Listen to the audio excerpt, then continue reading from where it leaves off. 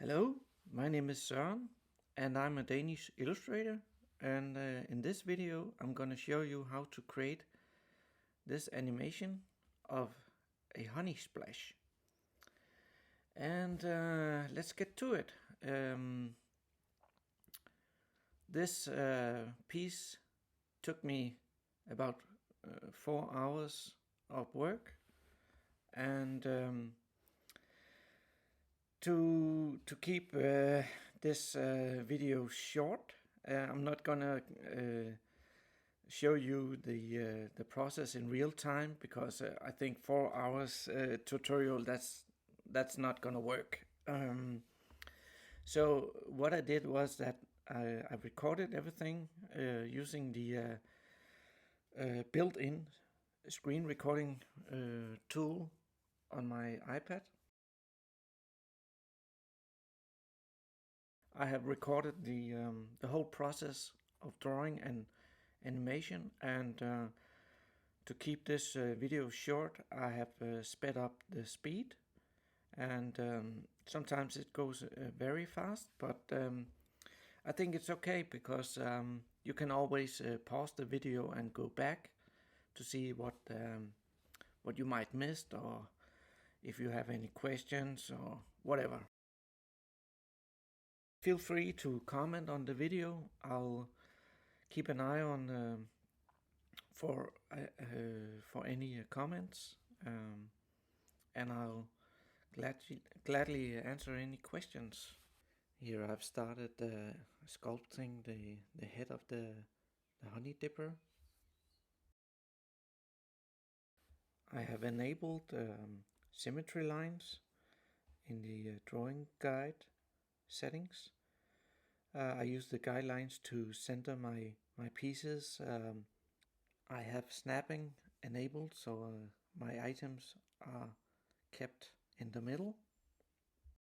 The honey dipper is created in shapes, and in this way I can better control the coloring of the honey dipper later in the process.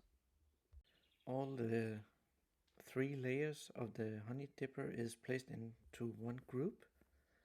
I like to keep my layers organized, and I know that the honey dipper is going to be in the foreground of the animation, so in this way one frame can contain several layers. I have created more layers, and I've started coloring the stick of the honey dipper. I have on the left side a darker brownish color, and on the right side I have a lighter color. I will rotate the honey dipper to the left, and the light is coming from above. The stick part of the honey dipper is done, and I just turned off the drawing guide. I add a new layer on top. On this layer I will add colors to the headpiece.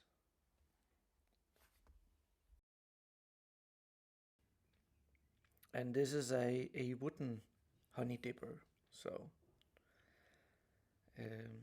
I've chosen the colors in advance before starting out on this piece of artwork.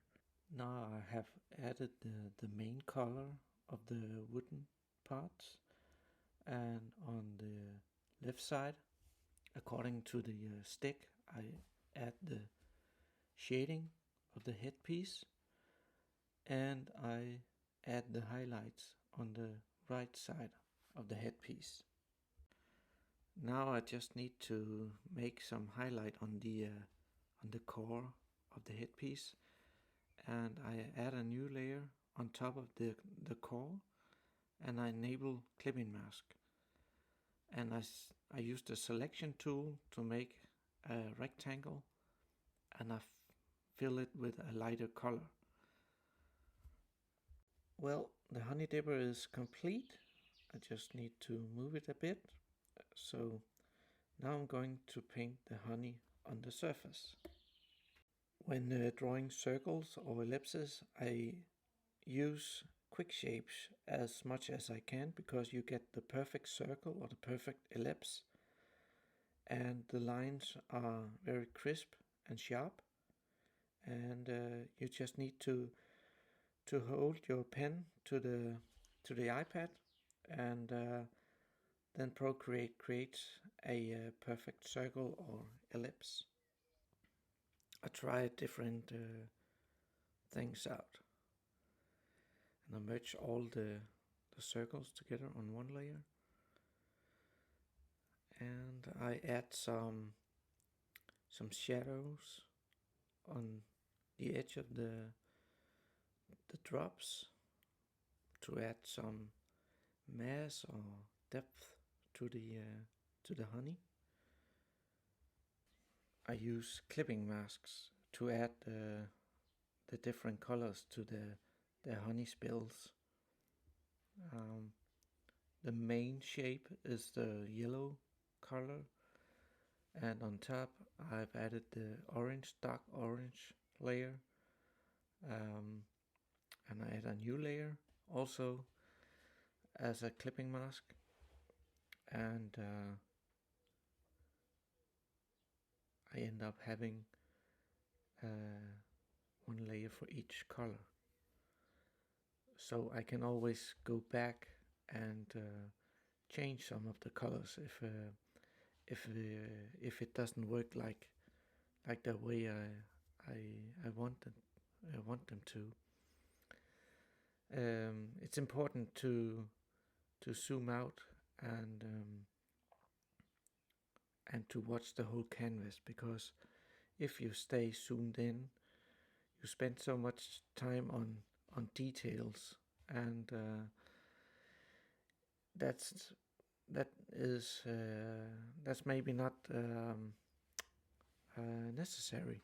So zoom in and do some of the stuff, and then zoom out and see how it works. And if it works, then you can continue. If not, you can change some parts, or even delete some layers or whatever. And like I'm doing here, I'm deleting some parts of the highlights and I'm adding new ones. So it's great to have the items on separate layers.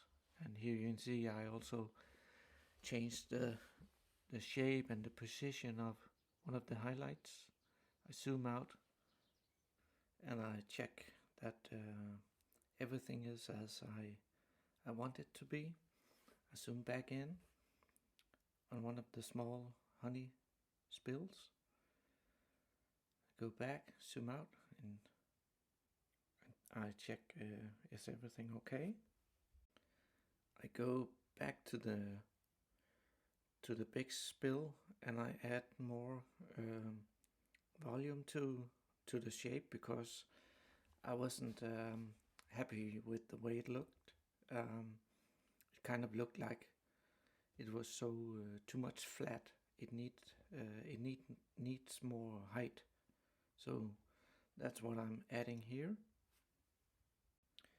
I turn the canvas quite a lot, and that's because then I get the perfect angle for when I draw the lines, and that way I can draw in a more natural way and in a natural flow.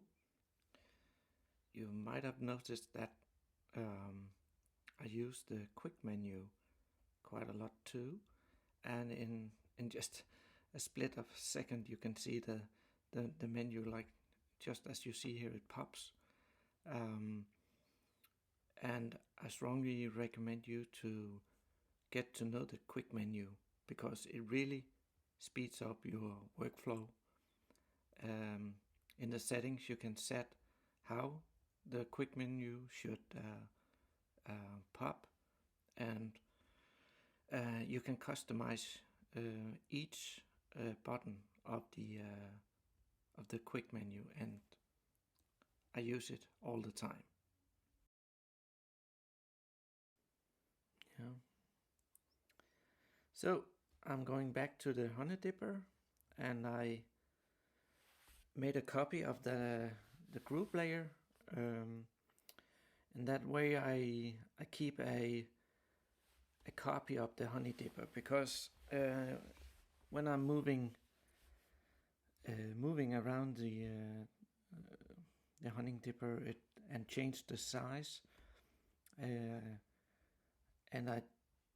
if I want to go back, I have the original copy of the honey dipper.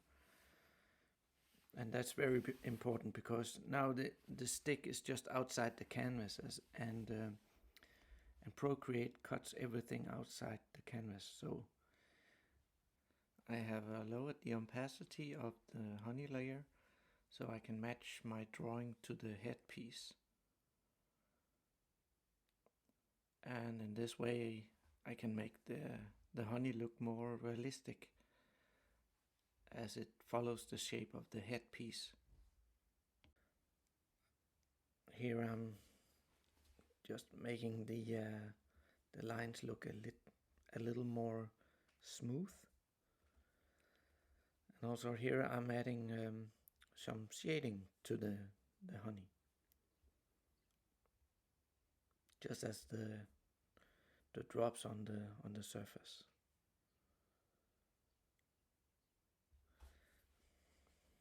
And once again I'm using clipping masks, so I can just paint outside the shape. It makes it so easy to handle the looks.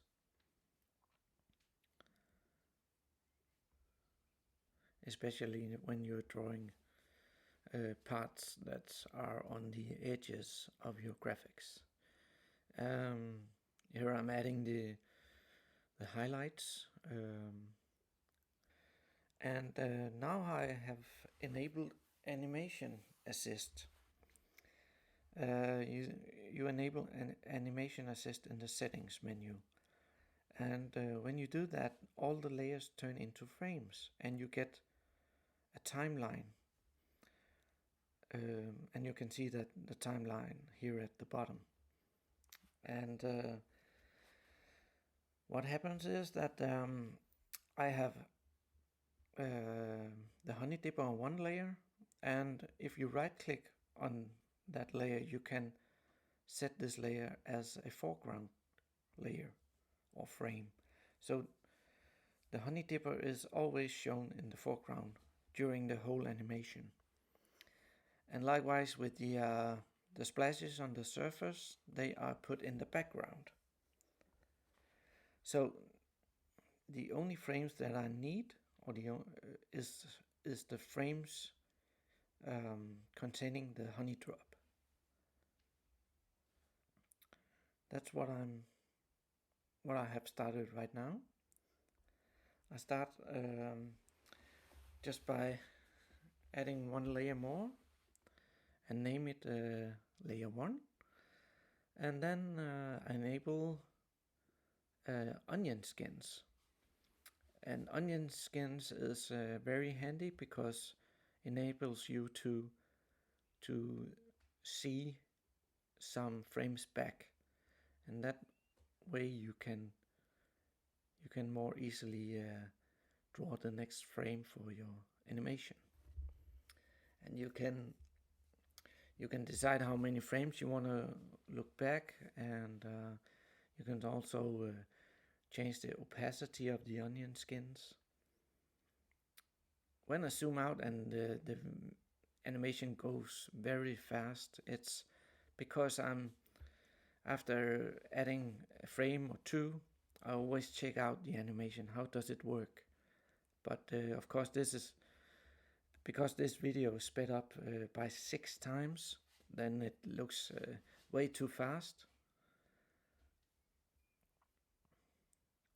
And here at this frame, the drop has detached from the honey dipper, and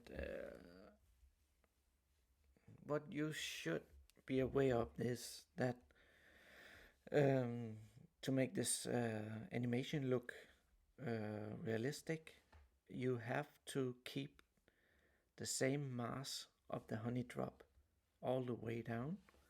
So as the drop is falling towards the ground, um, the drop will get more stretched, and when you stretch it, you have to make sure that the volume is pretty much the same.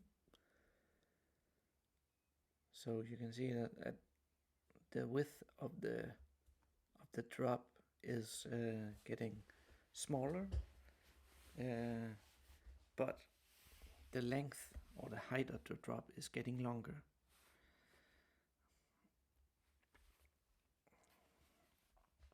And this is when the drop hits the surface, and you get this splash. I have created 2 layers for the splash because I need to have some depth of the splash. On the foreground, I have the orange color, and on the layer behind, I have placed the splash in a slightly darker orange.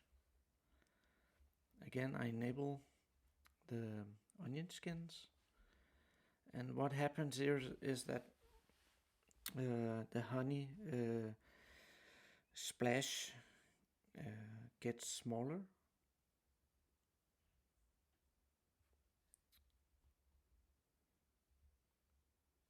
and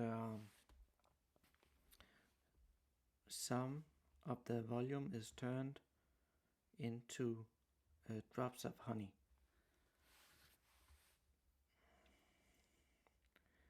And for this piece, you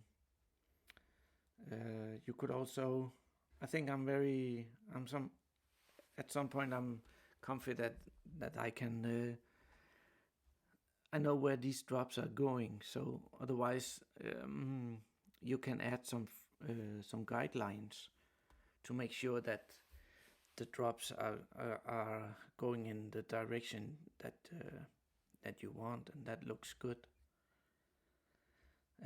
But this animation is, well, it's not simple, but it's not that complicated too. So I went without the guide layers. And again, I'm checking how the animation works, and I manually scroll through the frames and see how it works. And if not, I go back and change the graphics on the layers that doesn't work. Here the drops are hitting the honey, and we need some splashes there too. Just some small ones, not as big as the main splash in the middle. And I just checked how many layers I had left, because you can easily end up spending a lot of layers, especially when you use a lot of layers in each frames. So say you have 20, I think this ended up having 20 frames or so, and if they have 2 layers each, well, then you end up with 40 layers. So and when I hit the layer limits, I make a copy of the Procreate file. I take that copy and continue working on the copy, and I merge a lot of layers so I can get more new layers. And the layer limitation is is determined on which device you have. If you have a smaller iPad, then you might not have as many layers as I have in this one.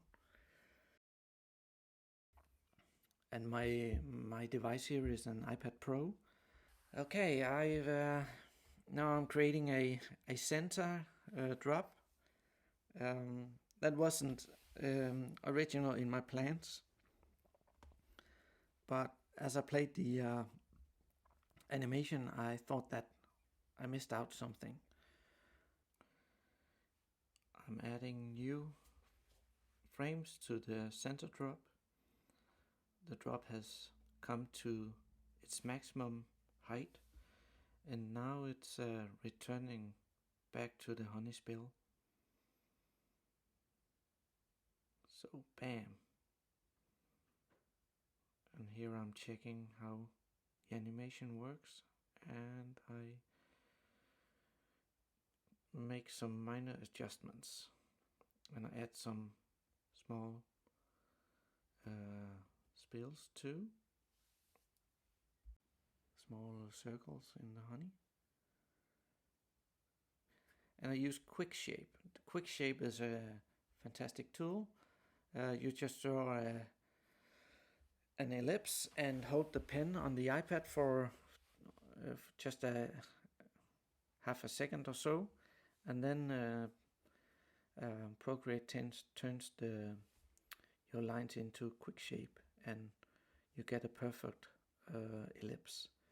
And then I erase some parts of the stroke so it looks more natural.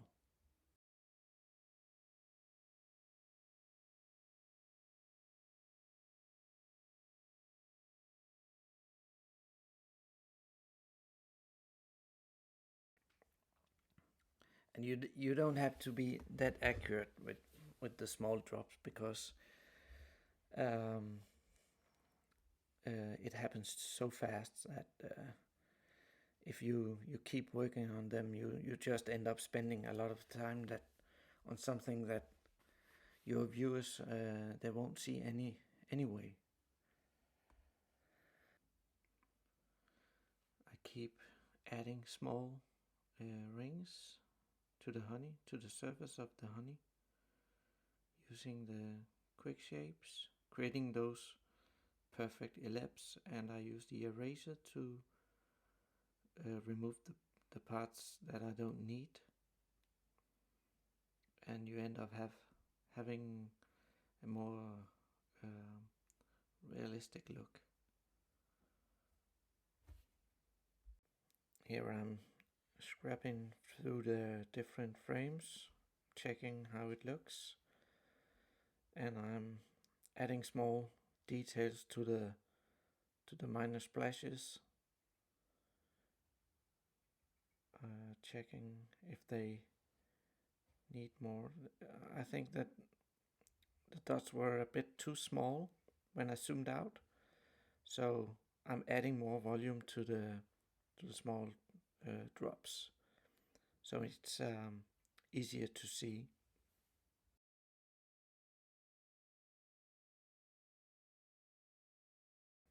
So now the background is set to black, and this way the graphics pop out more. And what I'm doing now is that I've just set all the layers of the drops to alpha lock, so I can only paint inside the drops. All the drops are just colored in orange, and they look very flat. I won't do the coloring until I'm sure that the animation of the drop is as I want it. So in that, otherwise you can end up spend a whole lot of time coloring your drops and adding highlights and shade, and then it turns out that the animation doesn't work as you expected it to. So you end up spending a lot of time unnecessarily.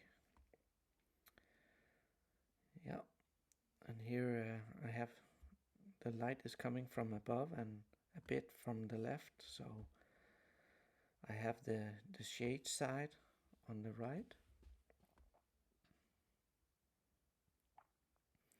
And I go back each frame by frame and add the yellow colors. I alpha lock the graphics and I paint directly on the graphics.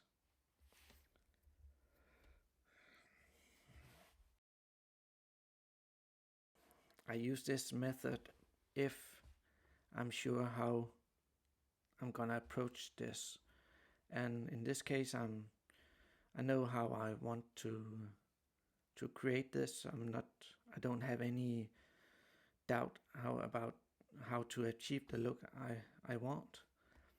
But if I'm not sure about how I'm gonna approach things, then I usually use a clipping mask because it's a non-destructive way of working. You can always delete that clipping mask and then you have your original layer underneath. So you can always go back. I'm adding lighter yellow to the shapes and the drops, and the splash gets more integrated into the pond of honey.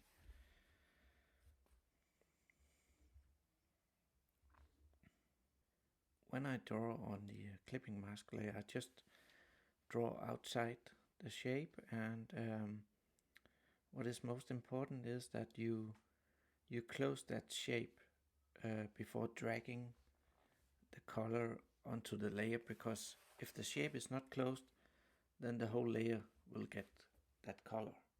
And it's much faster. You don't have to paint stroke by stroke. You just drag the color into the layer. Let's see here. I'm adding some highlights.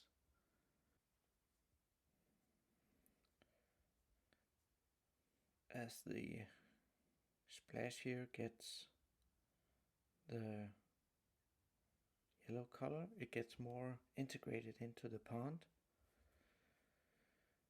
And I add a slightly darker yellow to the back part of the splash, and I add a bit of highlight to the center drop.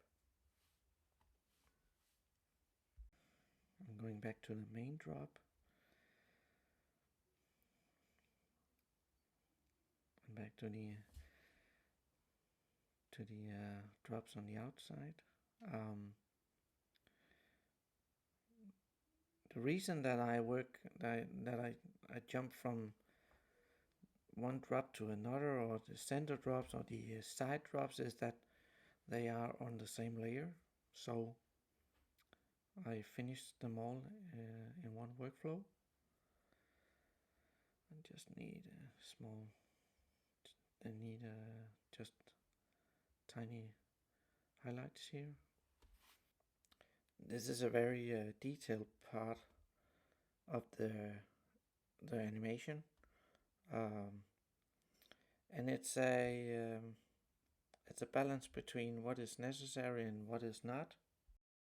And again, I'm not that I don't spend too much time being exactly accurate on these parts here, because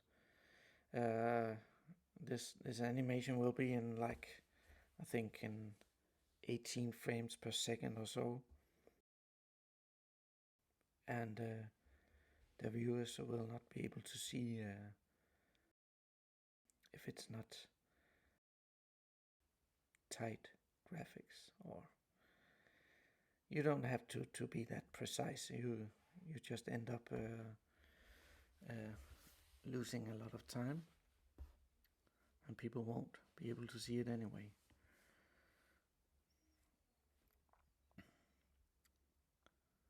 So, just adding the final details, and then we are almost done. I've headed back to the honey drop, and I'm adding two even more lighter yellow colors to add some 3D effect or volume to the drop. And I go forward frame by frame. I check the overall animation once again, and I start adding highlights to the main drop. I really love animating in Procreate. It's so much fun, and I think that it's so intuitive to work with. The learning curve is very low, and then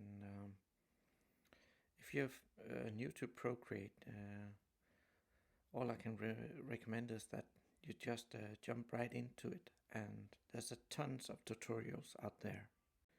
Now, adding these highlights may not be the most challenging or fun part of the animation, but animation it does take time.